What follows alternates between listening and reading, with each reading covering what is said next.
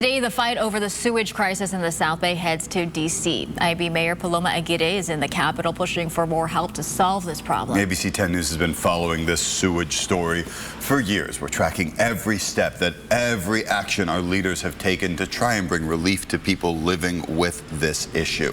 ABC 10 News reporter Adam Campos joins us live this morning in Imperial Beach, following through on Mayor Aguirre's message for Congress. Adam?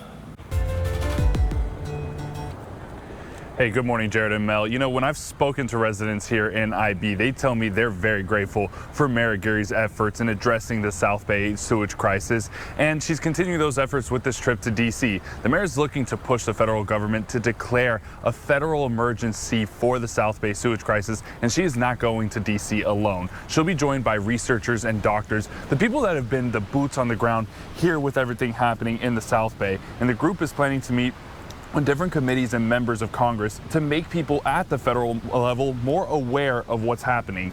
They plan to show their findings to lawmakers, from the toxin levels detected in the water and air to the health concerns and symptoms residents are experiencing every day. And this is just the latest effort from Mayor Aguirre to push for federal funding. But this is the last chance to work with the Biden administration.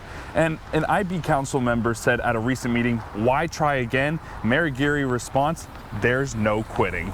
That's the last-ditch effort. That does not mean that we're not going to pursue and continue to fight.